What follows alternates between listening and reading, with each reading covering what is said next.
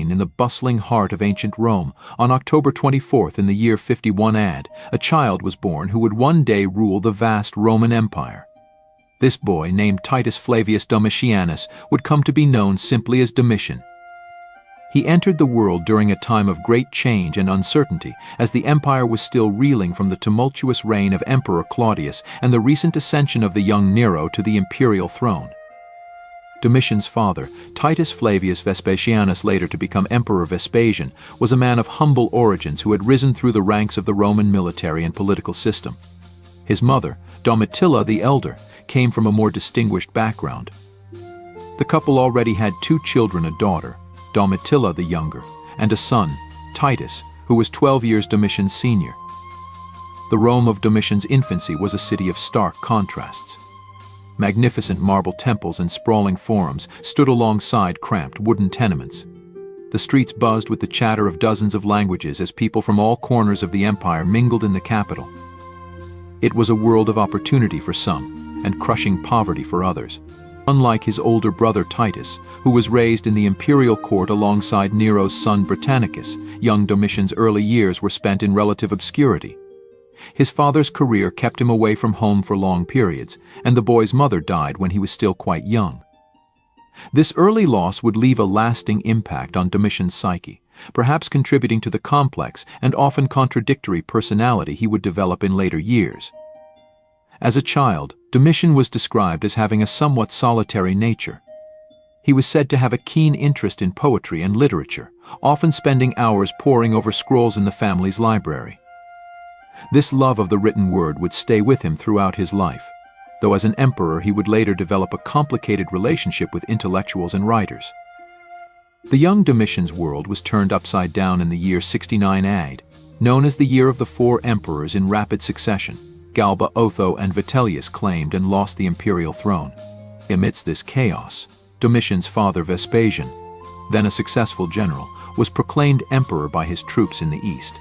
For the 18-year-old Domitian, this sudden elevation brought both opportunity and danger. As his father and brother were still abroad consolidating power, Domitian found himself in Rome, thrust into the heart of political intrigue. He narrowly escaped death when Vitellius' forces stormed the city, disguising himself as a worshipper of Isis to flee the capital.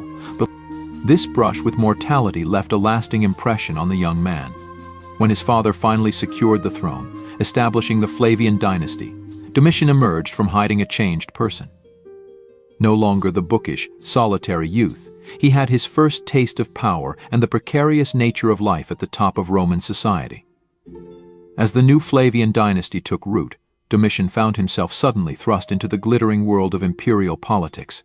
His father, Vespasian, now emperor, set about restoring order and stability to Rome after the chaotic year of the 4 emperors. Domitian's older brother, Titus, was quickly elevated to the position of heir apparent, while Domitian himself was granted the title of Caesar, but with significantly less power and responsibility. This disparity in treatment between the brothers would prove to be a source of lasting resentment for Domitian. While Titus was given important military commands and a share in the governance of the empire, Domitian was largely relegated to ceremonial duties. He was appointed praetor with consular power and given a seat in the Senate, but these roles carried little real authority. Despite his frustrations, Domitian used this time to observe and learn the intricacies of imperial governance. He attended Senate meetings, participated in religious ceremonies, and began to cultivate a network of supporters among the younger senators and equestrians. His natural intelligence and sharp wit became apparent, though some found his manner aloof or even arrogant. In 71 AD, at the age of 20, Domitian married Domitia Lonina, daughter of the famed general Gnaeus Domitius Corbulo. This marriage was as much a political alliance as a romantic union, connecting Domitian to one of Rome's most respected military families. However, the relationship would prove tumultuous, marked by periods of separation and reconciliation throughout their lives. As the 70s progressed, Domitian's thirst for military glory grew. He envied his brother's triumphs and longed for the opportunity to prove himself on the battlefield. In 73 AD, he campaigned with his father and brother against the Alani, a Sarmatian tribe that had invaded Roman territory. However, critics later accused him of exaggerating his role in the campaign for political gain. Domitian's relationship with his father was complex. While Vespasian clearly favored Titus, he also recognized Domitian's intelligence and potential. The emperor attempted to groom both his sons for leadership, but his methods often left Domitian feeling undervalued and resentful. In 79 AD, Vespasian fell ill and died. As Titus ascended to the throne, Domitian found himself once again in his brother's shadow. There were whispers that Domitian might challenge his brother's claim, but he publicly supported Titus and was, in turn, confirmed as heir to the empire. Titus' reign, though short, was marked by disaster and challenge. The eruption of Mount Vesuvius in 79 AD, which destroyed Pompeii and Herculaneum, was followed by a great fire in Rome in 80 AD. Throughout these crises, Domitian watched and waited, his ambition growing with each passing day. In September of 81 AD, Titus fell ill and died suddenly.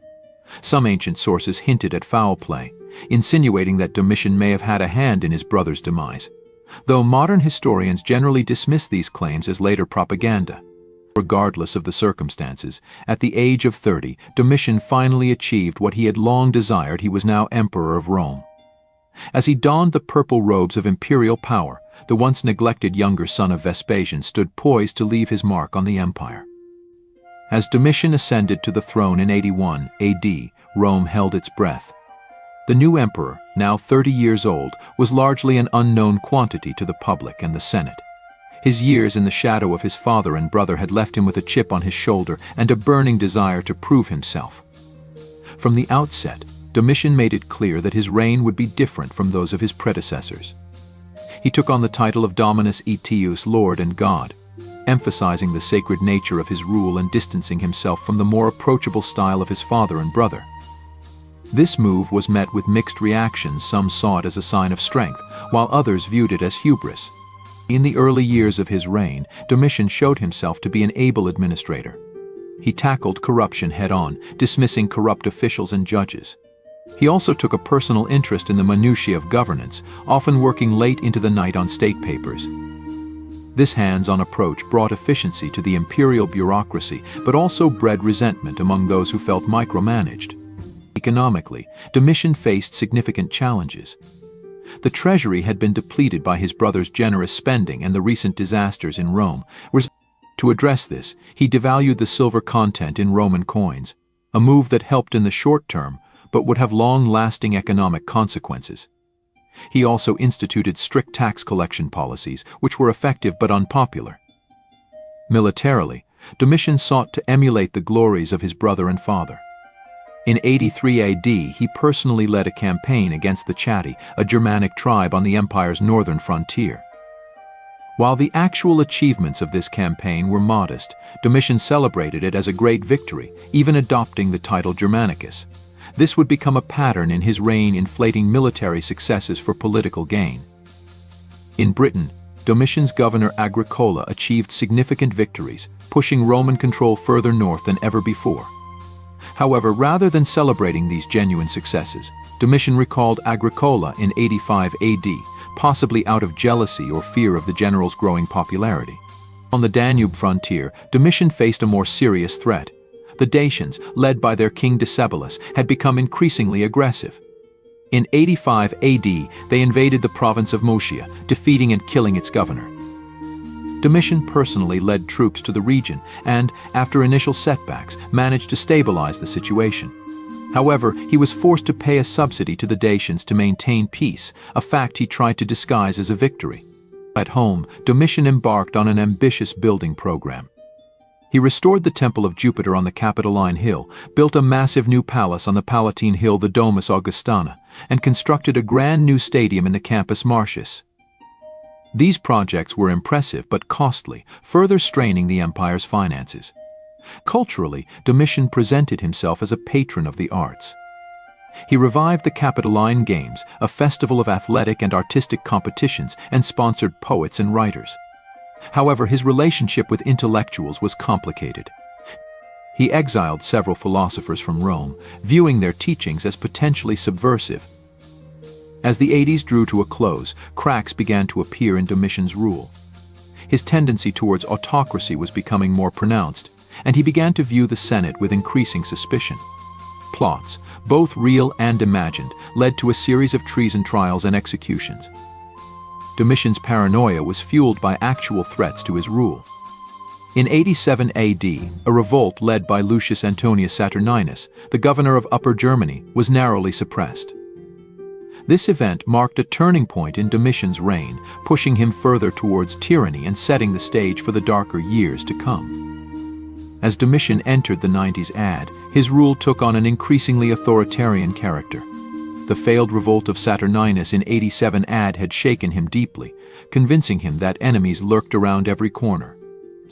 This paranoia led to a reign of terror that would define his later years. The emperor's relationship with the Senate deteriorated rapidly. Domitian began to see the senatorial class as a threat to his power, and he responded with brutal efficiency.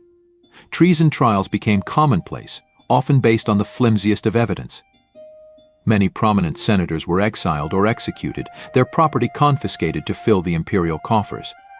Domitian even went so far as to preside over some trials personally, reveling in his power over life and death. This campaign of fear extended beyond the political elite. Domitian revived the practice of employing informers, encouraging citizens to report on their neighbors for any perceived disloyalty. This created an atmosphere of suspicion and mistrust throughout Rome, as no one knew who might be listening or watching. Despite the growing oppression at home, Domitian continued to face challenges abroad. The Dacian problem persisted, with King Decebalus proving to be a formidable foe.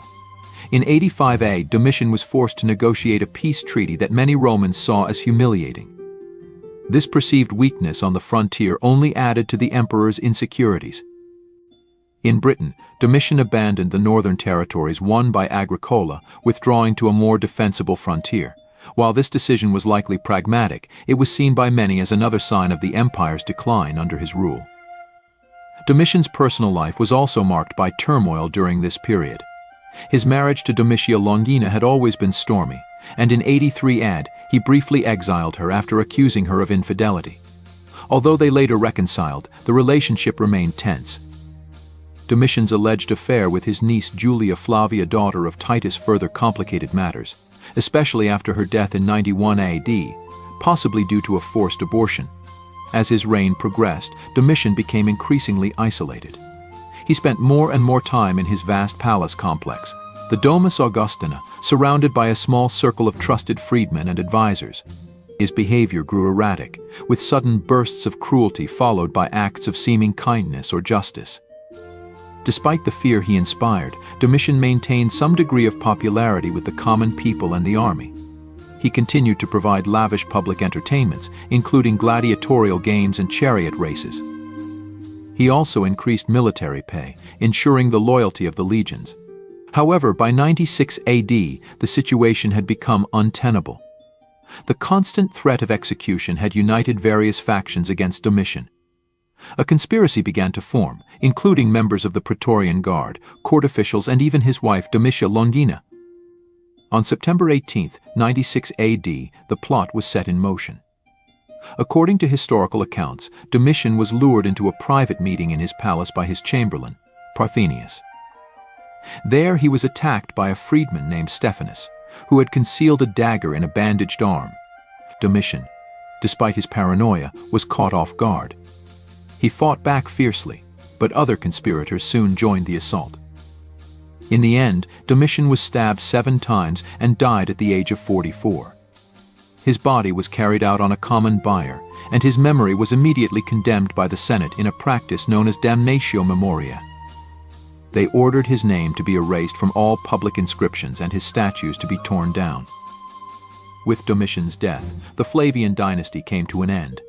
The Senate quickly appointed the elderly and well-respected Marcus Caecus Nerva as the new emperor, ushering in the era of the 5 good emperors. With Domitian's death, the Flavian dynasty came to an end. The Senate quickly appointed the elderly and well-respected Marcus Caecus Nerva as the new emperor, ushering in the era of the 5 good emperors. Regardless of one's final judgment, the life of Domitian serves as a stark reminder of the corrupting influence of absolute power and the tragic consequences of unchecked paranoia and ambition. What are your thoughts on Domitian's life? Let me know in the comments below. Also remember to like and subscribe if you enjoyed this video.